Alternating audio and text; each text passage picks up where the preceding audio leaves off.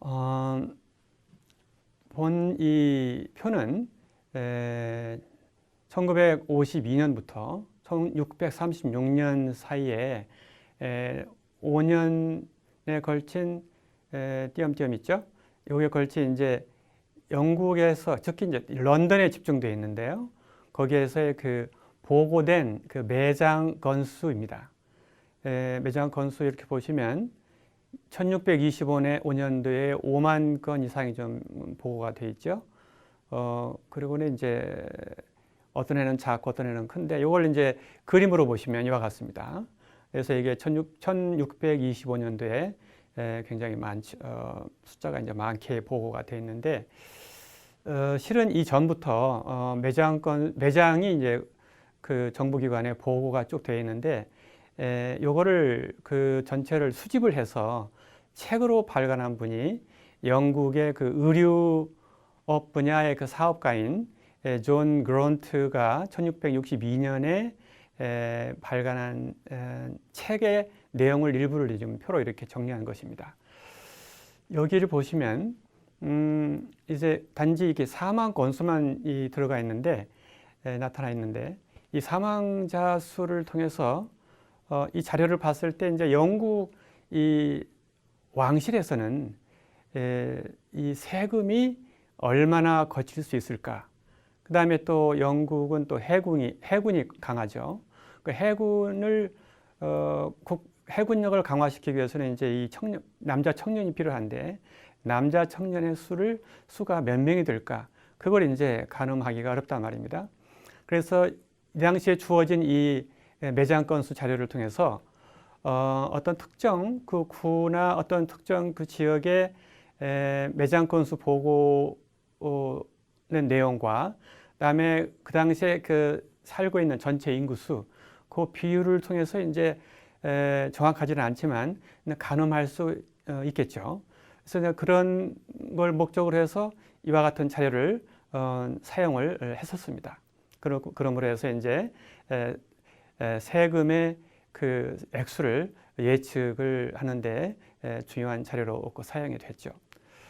근데 이제 오른쪽에 보시면 그 전염병 사망자 수가 있죠. 여기 이제 보면은 3만 명, 3만 5천 명. 이 당시에 이게 지금 16세기부터 17세기 사이인데요.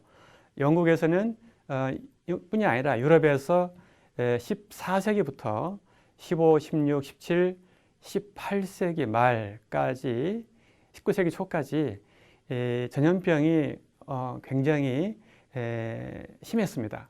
그래서 심지어는 어떤 해에는 유럽 인구의 한 절반 정도가 그 전염병으로 죽는 그런 일이 있었는데, 그걸로 인해서 영국 사회의 제도나 모습들이 바꾸기까지 했습니다. 영국이 아니라 유럽 전체 사회 제도가 바뀌는 일까지 있었습니다. 그만큼 이 전염병 사망자 수는 정책 위반자에게는 굉장히 큰 문제였죠.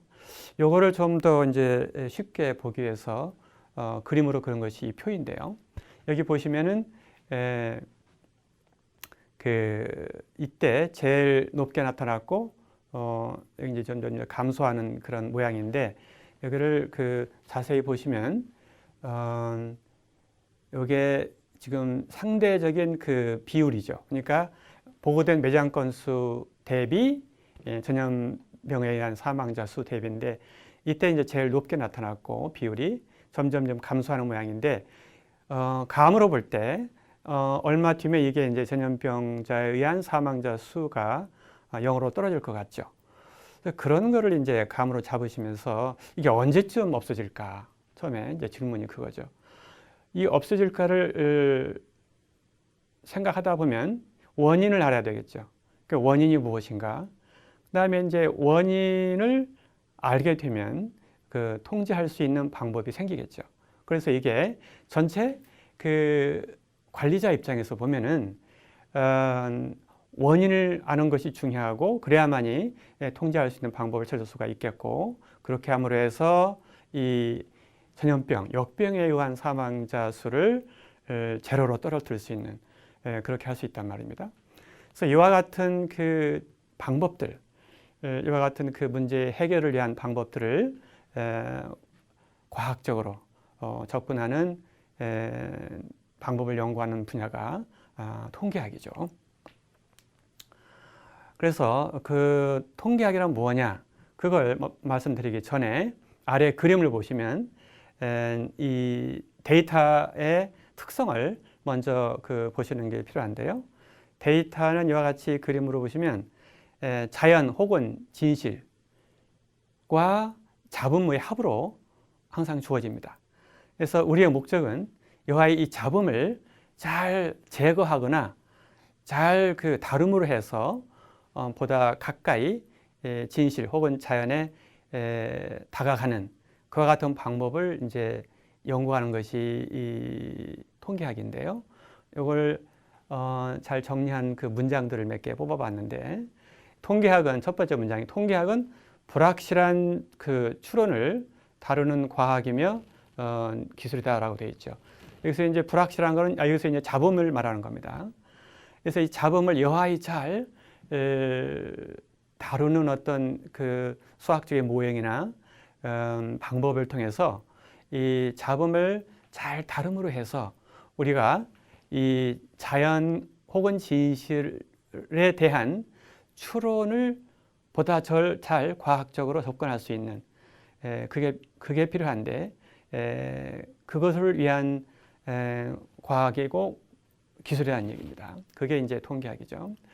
그다음에 또 하나는 이제 자료 기반 학습 기술이다라고 되어 있는데, 우선 통계학은 그 순수한 어떤 추론을 다루는 학문이 아니라 현상, 자연 현상이나 그 사회 현상에 숨어 있는 진실을 추론하는 그런 그 방법을 연구하는 학문이거든요.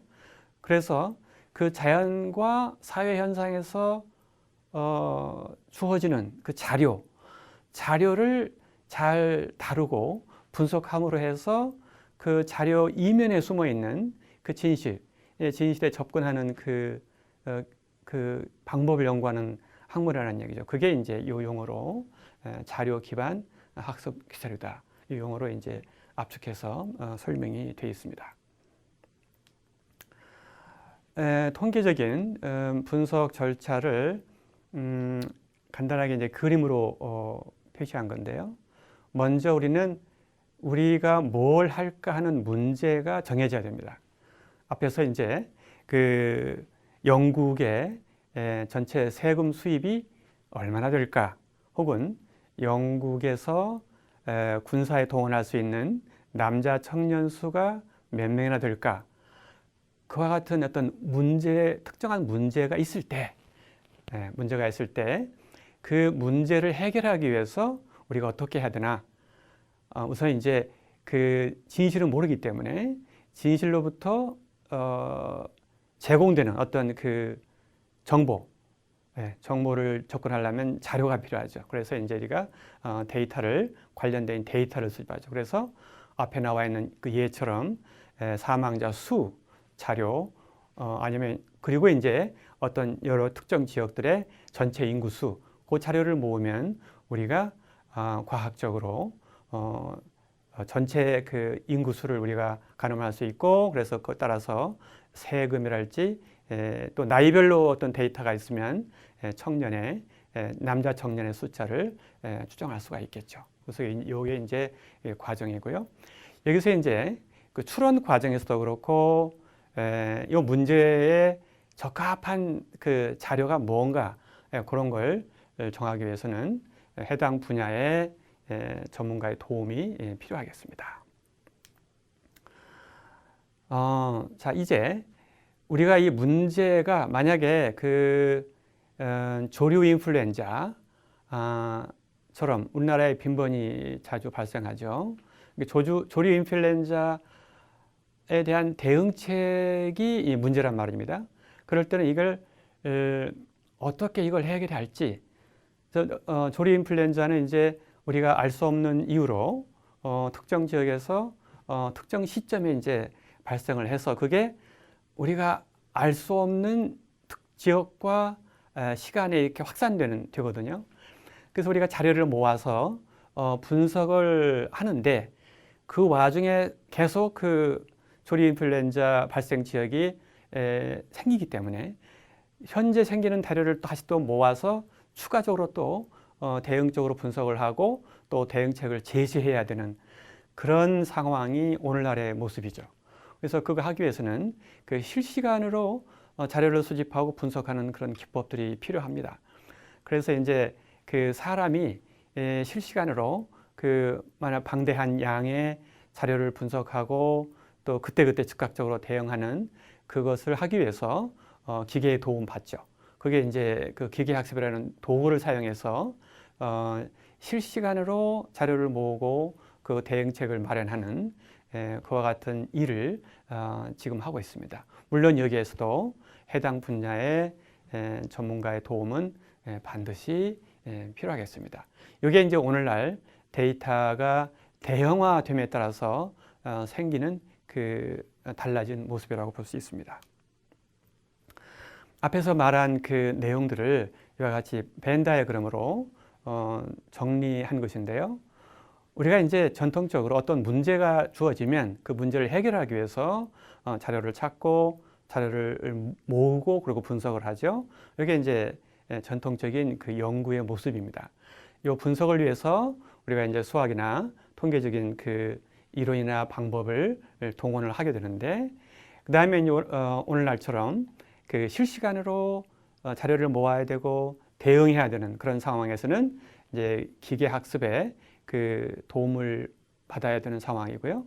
그다음에 데이터의 모양이 숫자로만 주어진 게 아니라 뭐 영상, 신호, 동영상, 문자 등등 굉장히 다양한 모습으로 데이터가 이제 주어지기 때문에 그 데이터에 대한 그 전처리 과정을 포함해서 데이터 양이 방대할 때 그거를 실시간으로 처리할 수 있는 어떤 기법들이 필요하겠습니다. 그래서 그걸 총망라해서 우리가 이제 데이터 과학이라고 이제 우리가 부르죠. 그리고 이 굵은 선 밖에 있는 이 기법들은 이제 강좌를 진행하면서 설명을 드리겠습니다. 이상 드린 말씀을 이제 돌아보면 데이터는 그때 적절한 그 문제 해결을 위해서는 사전에 수집해 두는 것이 좋겠죠. 문제가 발생한 뒤에 그 문제 해결을 위해서 데이터를 찾는 것은 이미 늦죠.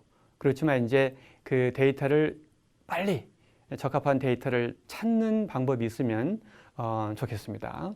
그다음에 기존의 데이터 수집은 문제 설정 후 기획된 수집 형태가 대부분인데 현재는 이제 상시 데이터 수집 시대이거든요.